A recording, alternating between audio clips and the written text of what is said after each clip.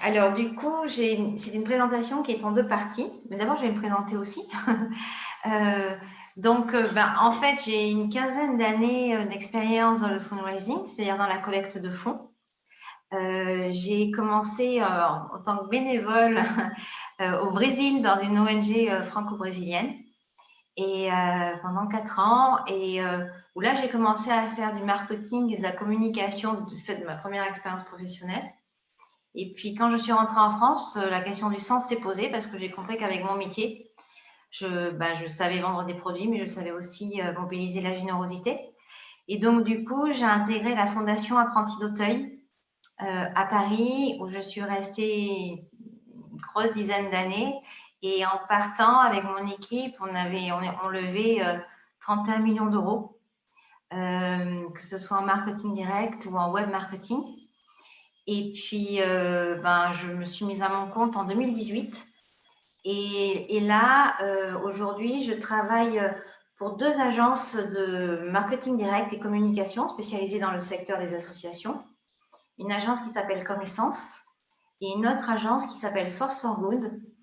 Et notamment via Force for Good, je fais partie du réseau du Good Rising Network, qui est un réseau de professionnels qui agit pour les associations et où on trouve de la communication, où on trouve tout type de métiers, des études. Et en fait, en fonction des besoins des associations, on travaille ensemble et donc on va chercher l'expertise dont l'association a besoin. Et puis, j'ai mes clients, les clients que j'accompagne en direct. Voilà. Donc aujourd'hui, c'était intéressant parce qu'on est à une semaine du Giving Tuesday. Donc on va en parler. Et puis ça va être ma première partie. Et dans une deuxième partie, on va parler des financements privés. Alors, le Giving Tuesday, c'est un mouvement qui est très récent. C'est que la 3e année pour la France. C'est né en 2012 aux États-Unis. Donc, c'est un mouvement qui vient des États-Unis et qui s'appuie un peu sur on va dire, le mouvement du Black Friday, qui a été en boule de neige et qui amène à la consommation. Et là-bas, ils se sont dit, et si on faisait une journée internationale de la générosité? Et donc, le 1er décembre, sur le hashtag Giving Tuesday, libère ta générosité, des associations, des fondations, des écoles, des particuliers, des professeurs vont communiquer pour dire que la générosité, aujourd'hui, elle est active et très active en France. Donc, vous avez un site, givingtuesday.fr, sur lequel vous pouvez aller et vous vous identifier. Donc, par exemple, je suis une association. Comme ça, Giving Tuesday va vous suivre et puis va pouvoir aussi vous mettre en valeur en fonction de ce que vous faites. Et vous pouvez télécharger un kit d'idées de quelles sont les actions que je peux mettre en place durant cette journée. Je vous ai mis quelques exemples. C'est vraiment une occasion pour communiquer. Ce matin, je suis passée près d'un Jiffy, il y avait une grosse affiche Black Friday. Et je me suis dit, le jour où tout le monde mettra une grande affiche Giving Tuesday, peut-être que les choses changeront. C'est vraiment une occasion pour communiquer, pour rappeler votre mission, pour rappeler votre action et votre impact.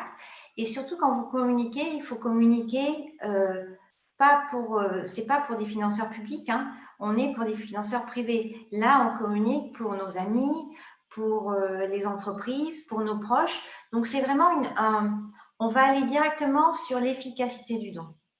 Vous pouvez vous communiquer sur votre besoin. Si vous avez des besoins financiers, si vous avez un projet urgent à financer, si vous avez un besoin en bénévolat, si vous avez un besoin de dons en nature, vous pouvez, par le hashtag Giving Tuesday, sur vos pages en parler. Et puis surtout, c'est vraiment l'occasion de remercier. Parce que c'est rare en fait d'avoir une journée comme ça où on se dit, où on veut montrer que la générosité en marche et que en fait on vit aussi dans un monde qui est formidable et que vous avez des partenaires, vous avez sûrement des bénévoles, vous avez peut-être certains donateurs. Et vous voyez, je vous ai mis des exemples qui sont assez simples. Alors, c'est rigolo parce qu'il y a un projet africain là, dans le lot. Donc, en haut, c'est tout à l'école. Donc, là, c'est un appel au don. Hein. Faites un don pour tout à l'école. Donc, toujours avec le hashtag Giving Tuesday. En haut à droite, il est intéressant parce que c'est le groupe Upkill et j'ai fait exprès. Là, on est dans une entreprise. Donc, ce sont les salariés de l'entreprise qui, à l'occasion du Giving Tuesday, ont fait une collecte de vêtements, une collecte alimentaire. Alors, la collecte de vêtements, c'était pour la Cravate Solidaire, l'association de la Cravate Solidaire, une collecte de jouets et de nourriture pour Notre-Dame des Sans-Abris et une collecte de protection périodique pour l'association Règles élémentaires et un don pour la fondation Upkill.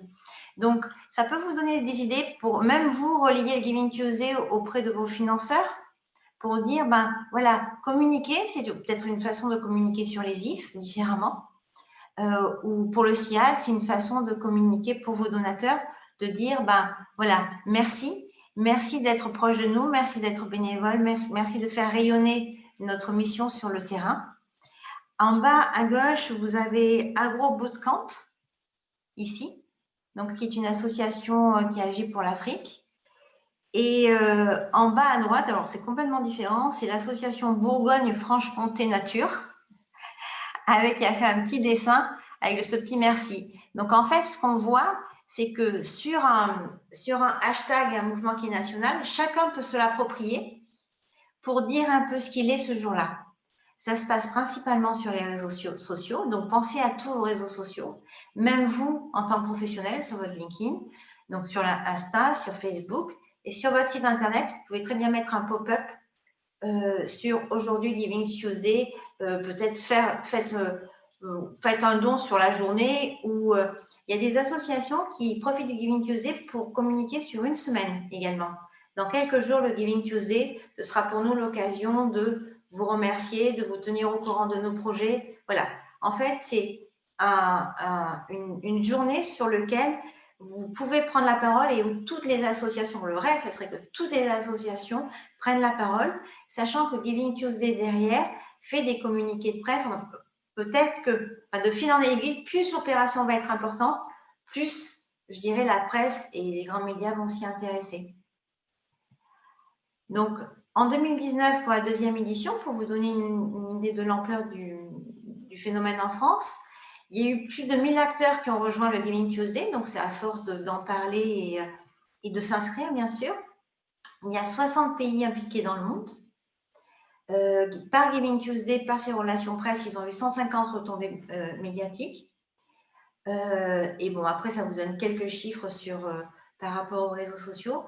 Mais ce qui est intéressant, c'est que vous allez rentrer dans une grande chaîne de communication et que du coup, si vous-même vous suivez Giving Tuesday, vous allez voir les différents types de communication qui sont faites cette année. Et puis, l'année prochaine, vous pourrez également rebondir dessus. Pour moi, c'est vraiment, d'ailleurs, on est tous les fundraisers, en fait, on est assez unanime à dire que c'est une très belle journée et que nous, ça nous fait du bien, en fait. Quand on voit que la puissance d'un Black Friday, on se dit que la générosité pourrait avoir une telle puissance et de faire ça d'un point de vue mondial, bon, on fait partie qui change le monde. Est-ce que vous aviez entendu parler du Giving Tuesday? Non? Pas du tout. Ça me dit rien du tout. Il me semble, moi, que j'en avais rapidement entendu parler l'an dernier, mais je l'avais pas intégré totalement, mais j'avais entendu parler d'un mouvement comme ça par rapport au Black Friday l'an dernier, enfin, notamment l'opposition. Oui. L'opposition. Le fait de contrebalancer le Black Friday, j'en ai entendu parler l'an dernier, il me semble, à la même période, mais j'y ai pas trop prêté attention non plus. Alors, j'ai pas utilisé le terme opposition, un peu haïtien. C'est pas pour aller contre, parce qu'on n'est pas dans un secteur où on va contre, on est dans. Enfin, ça c'est aussi dire aux gens qu'il y a d'autres choses que la consommation qui existent, et puis les gens qui achètent, ce sont aussi des gens qui donnent.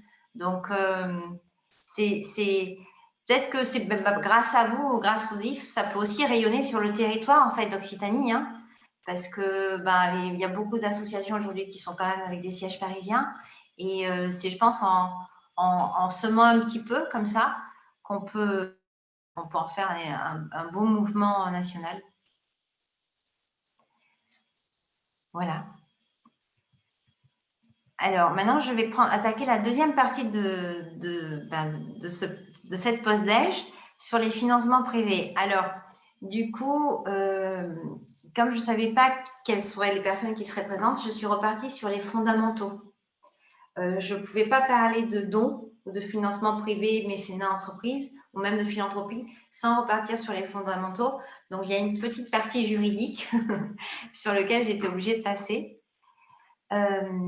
Alors, quelques acteurs très importants du secteur. Le fundraising, c'est vraiment un métier, c'est un secteur, notamment depuis le scandale de l'ARC dans les années 80, qui s'est extrêmement professionnalisé.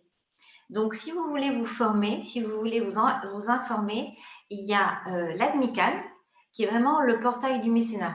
D'ailleurs, aujourd'hui, demain, l'ADMICAL fait un séminaire. Donc, l'ADMICAL, sur le site de l'ADMICAL, vous allez trouver toutes les informations concernant le mécénat, les mécènes, le répertoire des mécènes. Et si vous voulez faire des formations, moi, je me suis formée à l'ADMICAL. J'ai fait une formation de 2 jours sur le mécénat. Ce sont des formations qui sont animées par des professionnels qui travaillent en structure. C'est des très, très bonnes formations. Souvent, ce sont des petites associations qui sont présentes. Honnêtement, pour moi, je trouve que ça vaut le coup. Quand on veut vraiment se lancer, ça vaut le coup. Une deuxième association très importante sur le secteur, c'est l'AFF, l'Association française des fundraisers. Je vous ai dit que j'étais fundraiser, je fais partie de cette association-là. Et derrière le Giving Tuesday, il y a l'AFF, notamment la directrice Yael.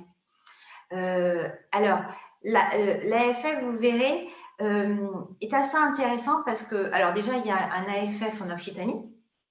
Il y a comment dire, c'est pas une filiale, mais il y a je perds le mot, bon, il y a l'AFF Occitanie qui existe.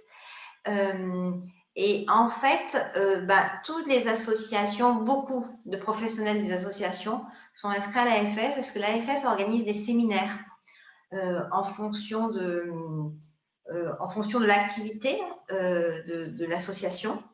Et dans ces séminaires, ce sont les professionnels des associations qui interviennent et qui partagent leur expérience et qui partagent leurs connaissances. Le troisième site que vous devez connaître, j'imagine, le CIAD, c'est Coordination Sud, qui est spécialisé, qui est surtout pour les ONG internationales. Donc là, c'est pareil. Vous avez énormément d'informations dessus. Coordination Sud fait des formations également par rapport au fundraising. J'en ai fait une également chez eux, qui était super intéressante.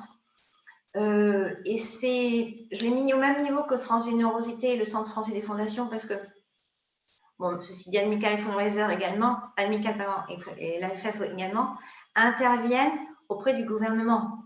Quand il y a des prises de position fortes à faire pour les associations, ce sont les porte-paroles des associations. France Générosité, donc ça, c'est le syndicat des associations. France Générosité, c'est très intéressant parce que ça relaie beaucoup d'informations par rapport aux changements législatifs. Allez voir, il y a beaucoup d'études également sur le secteur, sur France Générosité. Et le centre des fonds, le CFF, sont des fonds et des fondations. Alors là, c'est plutôt pour les fonds de dotation et les fondations. S'il y a une structure a un fonds de dotation, organise un fonds de dotation en son sein, c'est bien également d'adhérer au Centre français des fondations. Pour les professionnels bénévoles, parce que les associations peuvent avoir très peu de moyens, c'est intéressant. WebAsso, c'est des spécialistes du web, des professionnels spécialistes du web qui vont donner du temps en termes de bénévolat pour les associations. Et bon, bien sûr, Passerelle les compétences que vous connaissez, qui est déjà intervenu aux IF. Et enfin, la solution de paiement gratuite pour les associations qui est HelloAsso. Elle est très connue, mais je trouve que ce qu'ils font, c'est tellement formidable que ça fait jamais de mal d'en reparler. Et on va encore en reparler un petit peu plus tard pour le crowdfunding. Est-ce que vous connaissiez ces structures-là?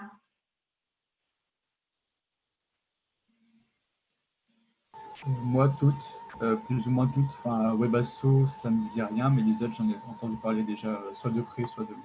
D'accord. Moi, ouais, celle qu'on utilise ou dont on a entendu parler, bon, Coordination Sud. Après, les autres, non, sur le fundraising en particulier, l'Association française amicale, le CFF, pas forcément, non. D'accord. J'ai pas lu mes résumés, alors. moi, effectivement, j'ai écouté, j'ai pas mal travaillé l'OASO, Passerelle les compétences, je les connais bien aussi. Et j'avais très peu entendu parler, mais quand même un peu Coordination Sud et CFF. C'est le CFF. C'est ce Alors, que le j'ai CFF, c'est entendu. normal, mais bon, c'était en fonction des gens qui seraient là aujourd'hui. Mais en revanche, oui, bah, autant pour les IF, autant pour le SIAD, je pense que connaître l'ADMICAL, connaître l'AFF et France Générosité, c'est quand même intéressant. Ça fait partie de l'écosystème, en fait. Bon, et puis l'OASO, heureusement, ils sont bien connus. Alors, qui est éligible au mécénat? Donc, bon, pour vous, là, on va peut-être passer un peu rapidement. Tout est régi par le Code général des impôts, ça c'est très important.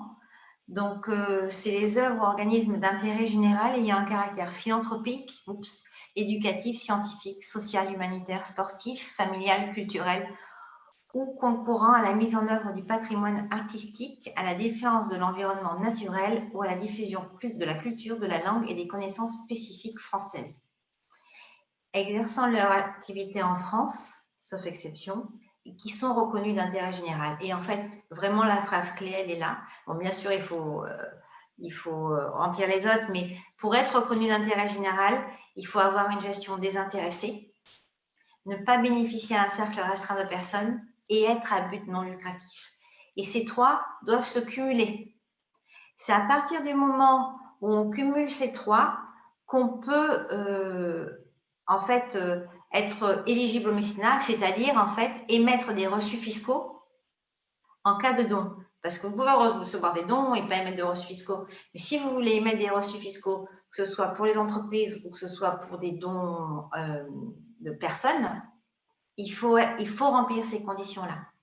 Ce qui signifie que les structures de l'ESS avec le label UNESUS ou les coopératives, aujourd'hui peuvent répondre à des appels à projets de fondation, mais par contre ne sont pas éligibles au mécénat. Il y a d'autres formes de financement, mais sur le mécénat et sur le don, non. Donc souvent, ce que font certaines structures, c'est qu'elles commencent aussi, elles se testent en association, ou elles créent les amis d'eux, elles créent une association à côté. Alors, de quoi parle-t-on? Quand on parle de mécénat, alors souvent, en mécénat, on met tout dedans. Moi, en tant que fundraiser, c'est vrai que quand je parle de mécénat, je parle de plutôt côté entreprise. Et pour le grand public ou pour la philanthropie, je parle de dons. Donc, c'est vraiment mobiliser les acteurs de la société, particuliers et entreprises, autour de sa cause, de son projet, pour aller collecter des fonds. Quel est l'intérêt pour une structure qui fait d'habitude appel aux fonds publics? C'est d'avoir un modèle de financement hybride. C'est-à-dire un modèle de financement hybride, c'est un modèle qui va appeler les financements privés et les financements publics. Et en fait, c'est très rassurant pour des organismes publics aujourd'hui d'avoir, quand on présente un dossier, une part de financement qui vient du privé. C'est complémentaire. Donc, le don peut amener une réduction d'impôts. Donc, le mécénat, par rapport aux entreprises, on parle de soutien financier ou de soutien en nature apporté par une entreprise à une structure d'intérêt général. Donc, une réduction fiscale de 60% dans la limite de 10 000 € ou de 0,5% du chiffre d'affaires. Alors, pour le simplifier, je vous ai mis un exemple, en fait. L'entreprise, c'est la loi qui a changé. Si l'entreprise fait 1 million d'euros de chiffre d'affaires, elle peut vous faire un don de 10 000 €. D'accord? Donc, elle est dans la limite maximum. Alors que si elle prenait que 0,5% de son CA, elle pourrait faire un don que de 5 000 €. Donc, ça, c'est vraiment un calcul qu'il faut que vous fassiez si vous avez une entreprise en face, quel est le plus intéressant pour elle. Donc, c'est assez simple. Pour le 0,5%, il faut penser à très grosses entreprises parce que l'entreprise qui fait 10 millions d'euros de chiffre d'affaires, elle peut donner 0,5% de son CA, donc ça fait quand même 50 000 €. Donc, c'est dommage d'aller donner 10 000 € quand on peut donner 50 000 €. Pour le grand public, donc, c'est de l'appel aux dons auprès des particuliers, des grands donateurs ou des philanthropes. Donc, la réduction d'impôt, elle est de 66%, à verser dans la limite de 20% du revenu imposable. Au-delà, c'est déductible, ça peut être reporté sur 5 ans. Et c'est déductible toujours à hauteur de 66%. Sur un don de 50 €, Bon, la réduction de l'IR sur l'impôt sur le revenu sera de 33 €. Donc, le coût de réel du don est de 17 €. Bon, puis après, il y a une autre loi par rapport à la loi Coluche, enfin, je dis 75%, mais comme vous n'êtes pas dans ce cas-là, c'est pas la peine qu'on s'y arrête.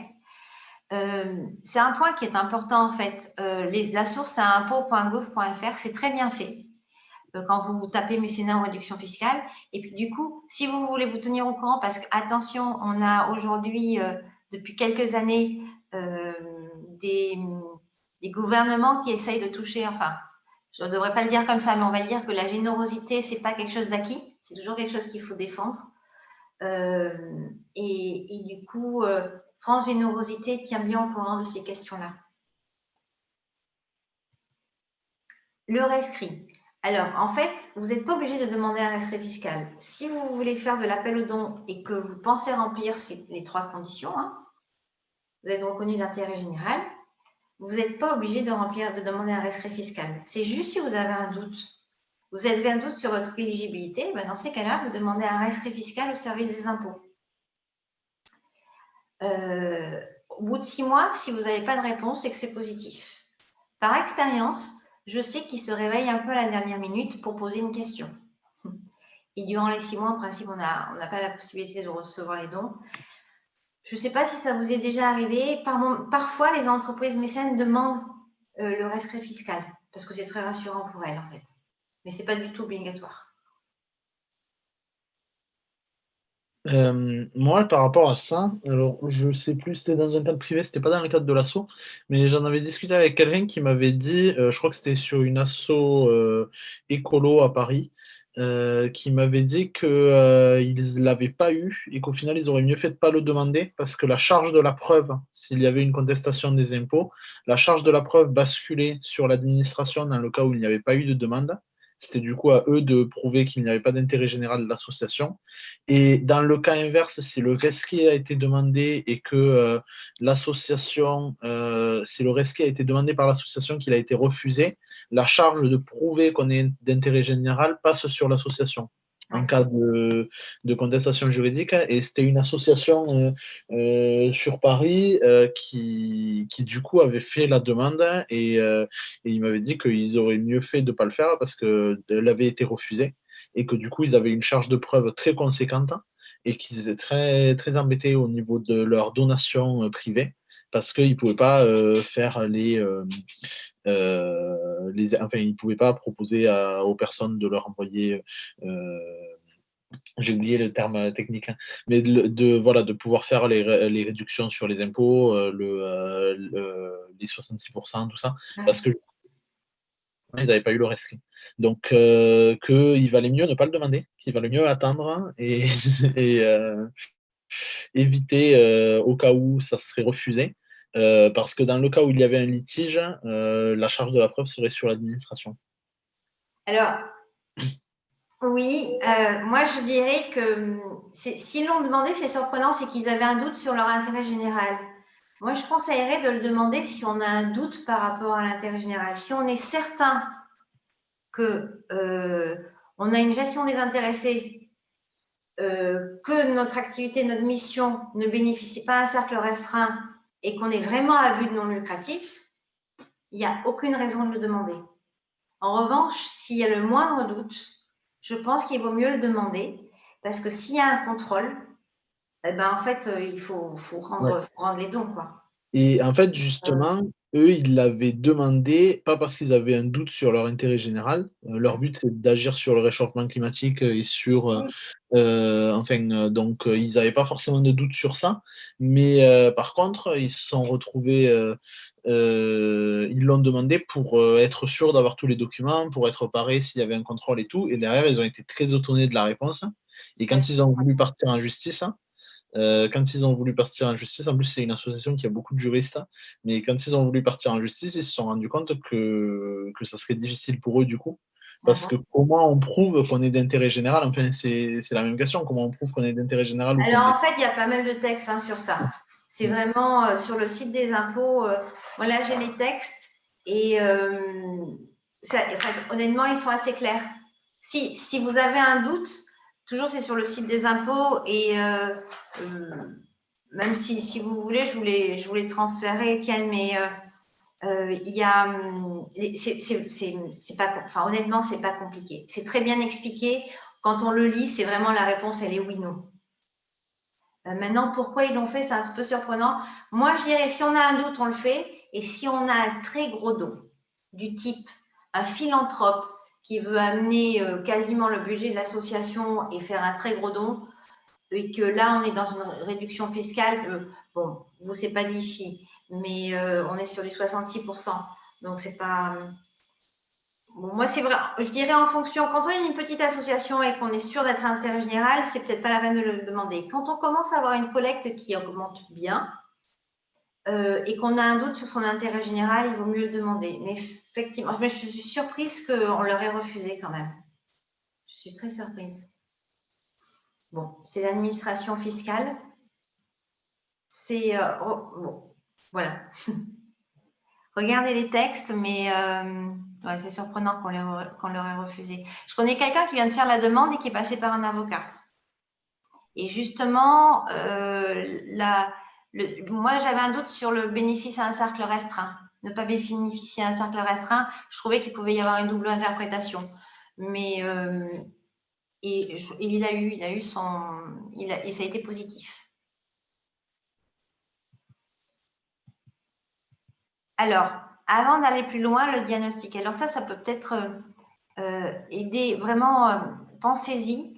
Alors là, il faudrait tout mon écran. Bon, c'est pas grave. En Excuse-moi, fait, Emmanuel, c'était juste pour faire un petit parenthèse, on vient juste d'accueillir Kabuko.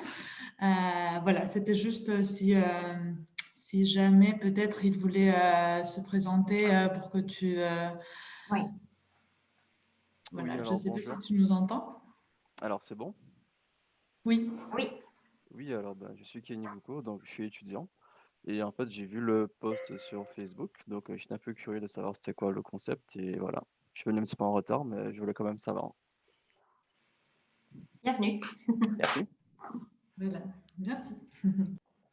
Donc, les questions à se poser avant de partir en recherche de financement, et même si on est déjà parti en recherche de financement, je ne sais pas si vous l'avez fait, Sian, mais ça s'appelle un case for support. Donc, c'est tout un raisonnement à faire en amont pour savoir vers quel type de financement privé je vais me tourner. Donc, écrire déjà à quel besoin de la société l'association répond. Alors, c'est un peu basique ce que je vais dire, mais il faut que ce soit compréhensible par le plus grand nombre. Vous pouvez vous adresser à des entreprises ou à des personnes qui ne sont pas du tout spécialisées et du coup qui ont besoin de comprendre en quelques mots ce que vous faites. Qu'est-ce que j'ai besoin de financer? Ça aussi, c'est important. C'est-à-dire que je ne pars pas en financement privé en se disant, bon, je veux hybrider mes ressources et de toute façon, j'ai toujours besoin d'argent, donc je vais partir en financement privé. Non. Quel est le projet que j'ai besoin de financer? Ou quels sont les projets que j'ai besoin de financer? Ou est-ce que c'est pas du projet, mais c'est le fonctionnement de l'association que j'ai besoin de financer, mais que ce soit très clair. Parce que le moindre doute, si vous avez un mécène ou un grand donateur en face de vous, c'est une des premières questions, c'est de combien vous avez besoin et pourquoi. De quel montant ai-je besoin? Définissez bien le montant, parce que si vous avez besoin de 100 000 euros ou si vous avez besoin de 2 000 euros, ça ne sera pas du tout la même démarche. Comment rendre compréhensible ce besoin de financement? Donc, alors là, on n'a pas des chercheurs, vous n'êtes pas des associations de chercheurs, mais je peux vous dire que quand il y a des associations de chercheurs et que le chercheur dit j'ai un besoin de financement je sais pas, de 5 000 euros pour une recherche un peu technique, il va vraiment falloir rendre tout ça compréhensible. Quelle est ma cible? Est-ce que ma cible, c'est plutôt en fonction de mes projets? Est-ce que ma cible, c'est plutôt des entreprises? Parce que le projet fait que l'entreprise peut agir dans l'intérêt général. Je sens qu'aujourd'hui, ça répond à une problématique de l'entreprise. Ou non, moi, je suis association et dans mes valeurs, je sais que je ne veux pas être financée par une entreprise. Alors là, effectivement, il reste les fondations, certaines fondations, ou il reste les financements privés. Mais réfléchir à sa cible pour se donner des priorités. Quel est mon réseau? Donc, tout à l'heure, vous l'avez parlé, Siad, vous avez dit que vous aviez eu en donateur des gens proches de vous. Donc, quel est mon réseau? C'est aussi, à un certain moment, se dire quel est le réseau de mon CA. Parce que c'est peut-être pas moi en tant que fundraiser qui va avoir tout le réseau en chargé de communication, mais peut-être que si j'interpelle toute la ligne hiérarchique, que j'interpelle ma direction et mon CA, voire certains bénévoles, et que je fais un espèce d'état des lieux des réseaux, je vais m'apercevoir que ça sera beaucoup plus facile de partir en mécénat parce que j'ai des portes d'entrée au MEDEF, ou que effectivement je vais aussi peut-être partir en don privé parce que ben, j'ai un réseau d'amis qui est un réseau d'amis et je sens qu'il y a une grande puissance à ce niveau-là. Ça va aussi dépendre du montant à financer, mais c'est une question à se poser. J'aurais dû mettre là, j'ai mis en bas, mais à ce niveau-là, c'est dans quel délai? Je veux tel montant, mais quel délai j'ai? Est-ce que je les veux dans 6 mois ou est-ce que j'ai 1 an pour me dire, voire 2 ans? D'ici à 2 ans, je veux qu'on collecte telle somme. Et donc, pour arriver à cette somme-là, je vais passer par du mécénat, par différents types de mécénat, et je vais passer par du don privé. Et à partir de là, je vais me faire un rétro-planning des différentes actions et des différentes étapes à mettre en place. Quelle communication vais-je pouvoir mettre en place pour les mécènes et les donateurs? C'est bien de demander de l'argent, mais ça va demander, c'est un nouveau financeur qui n'a pas les mêmes besoins qu'un financeur public.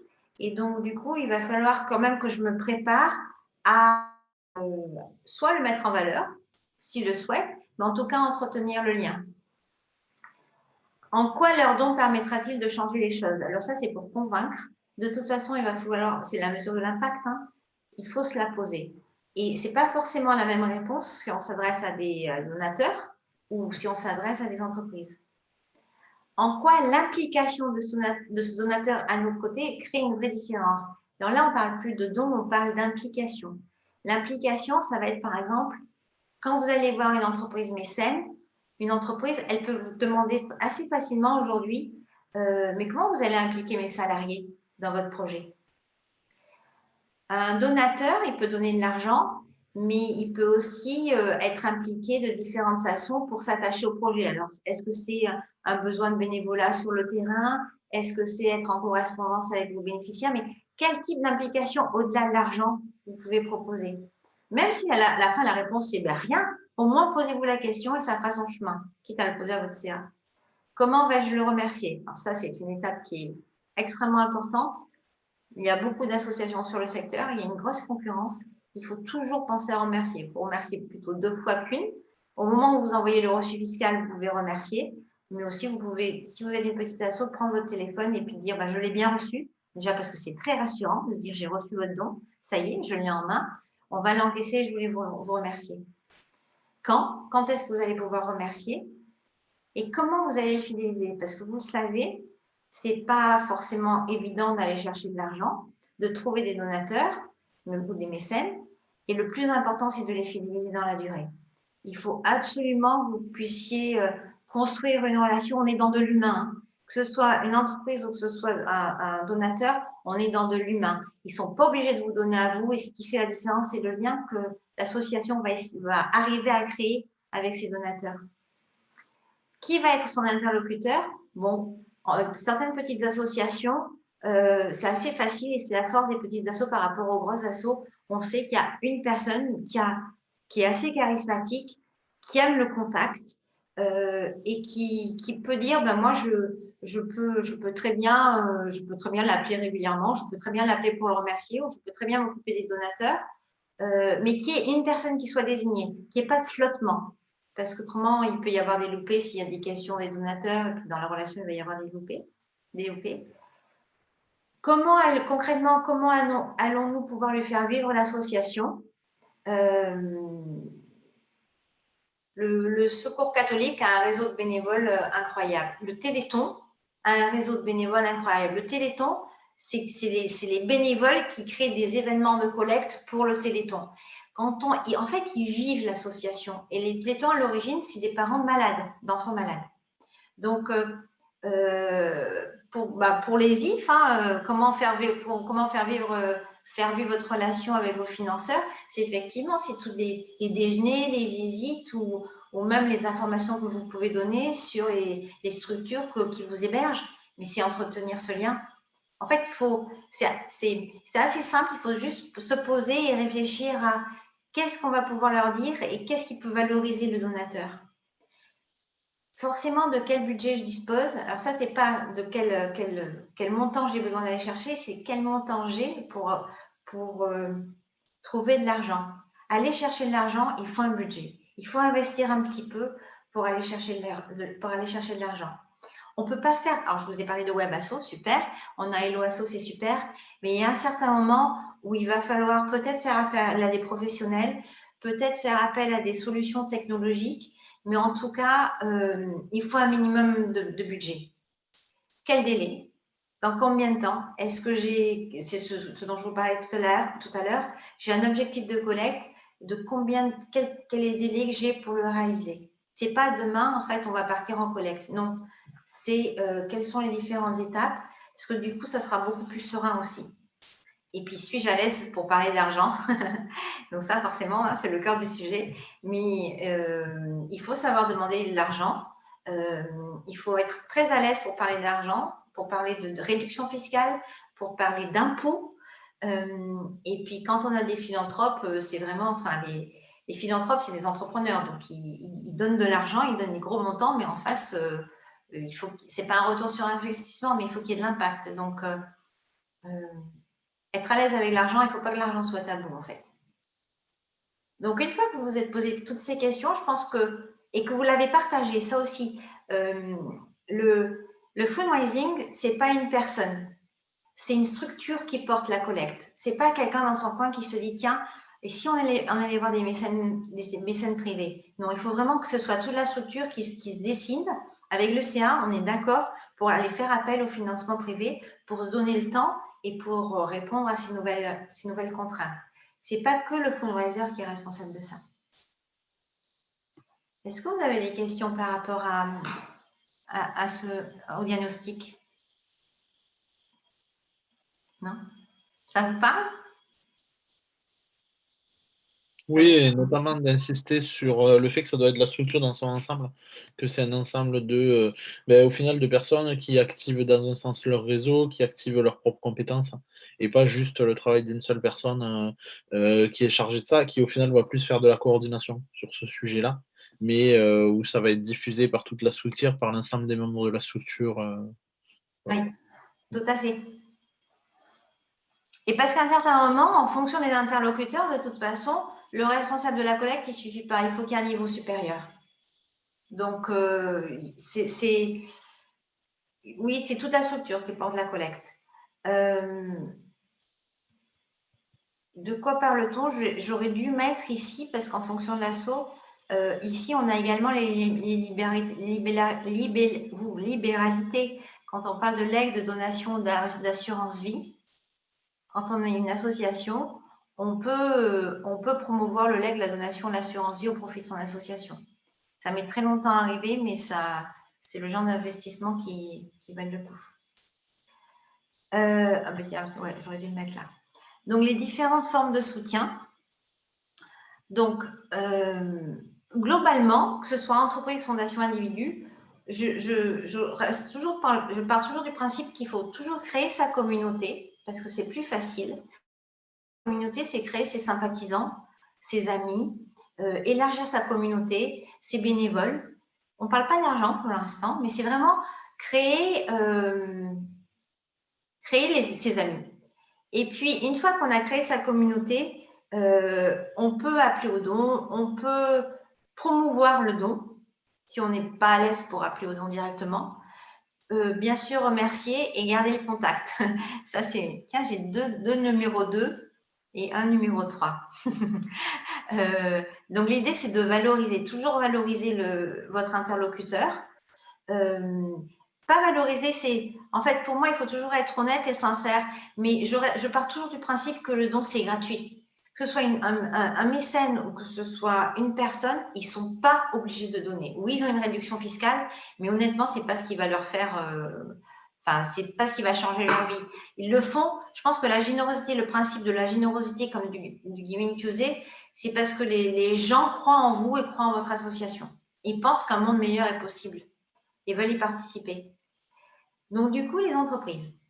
Donc, les entreprises, il y a différentes façons de faire du mécénat. Il y a du mécénat financier, qui est du don d'argent. Il y a du mécénat de compétences, qui sont des collaborateurs qui sont mis à disposition sur leur temps de travail pour l'association. Il y a du mécénat en nature, mais il y a aussi du mécénat technologique. Pensez-y. Le mécénat technologique, ça va être par exemple une société qui crée des logiciels informatiques et qui peut vous développer une appli pour vous. Ils sont dans leur cœur de métier et ils vont développer quelque chose pour vous. C'est du mécénat technologique. Vous voyez? Et quand vous allez voir une entreprise que vous avez identifiée dans votre réseau, alors moi je dis toujours, je conseille de jamais partir en dur dans les entreprises. Il ne faut pas prendre son téléphone et partir voir les entreprises. Vous voyez dans les réseaux, dans vos réseaux, quelles sont les entreprises auxquelles vous pouvez accéder, ne serait-ce que pour vous entraîner à parler de votre association, à parler du mécénat et de voir ce qui les intéressera en mécénat. Et puis, vous partirez en dur, en prospection dure, quand vous aurez fait déjà plusieurs rendez-vous. Mais effectivement, il faut tester l'attractivité de son offre, il faut tester son discours, il faut tester son réseau. Il faut que vous réfléchissiez aux propositions à faire aux entreprises, c'est-à-dire que dans l'offre que vous allez leur proposer, vous voulez un don, très bien, mais elles, qu'est-ce qu'elles vont en tirer? Pourquoi vous choisirez vous plutôt qu'une autre? Vous êtes en concurrence avec d'autres associations. Et puis, comment impliquer leurs salariés? Les fondations. Donc, il existe des fondations, bon, j'imagine, je n'ai pas trop insisté là-dessus parce que je me suis dit que c'était sûrement une partie que vous connaissiez. Donc, c'est de répondre à des appels à projets. Donc, c'est là aussi où les entreprises ESUS, où les ESUS, oui, peuvent répondre. Donc, il y a différents appels à projets. Le plus connu, c'est la Fondation de France. Pensez aux fondations de toutes les banques parce qu'elles ont des filiales ici, en Occitanie, en fondation. Pensez aux fondations d'assureurs, ça c'est par rapport à votre secteur d'activité, aux fondations d'entreprise. Bon, je vous ai mis Orange parce que la Fondation Orange Occitanie existe en fait. Les associations, les fondations pardon, sont souvent spécialisées dans la culture, dans la santé, sauf sur des opérations d'urgence. Alors sur le SIAD, je ne sais pas si de temps en temps vous agissez dans des opérations d'urgence, mais les opérations d'urgence peuvent libérer des fonds, même pour des fondations qui n'ont pas cet axe-là en mécénat. Typiquement sur le Covid, il y a des fondations qui agissent pour l'éducation, qui ont financé, qui ont apporté des financements aux hôpitaux, alors que ce n'est pas du tout dans leur axe. Pour tout type d'urgence, c'est intéressant, surtout pour des acteurs de terrain, de se dire, tiens, il y a une urgence dans tel pays, est-ce qu'il n'y a pas une structure que je pourrais aller voir qui, normalement, vers lequel je ne me serais pas tournée, mais là, je peux y aller. Excuse-moi, Emmanuel, je fais un tout petit peu la gardienne du temps. Oui. Voilà, il reste 5 moyen. minutes. C'est juste voilà, pour pouvoir s'organiser un tout petit peu. Voilà. Alors, après, bon, du coup, là, il y a un truc important pour vous, c'est que je vous ai mis le site Yes Asso, qui est un site qui répertorie les appels à projets.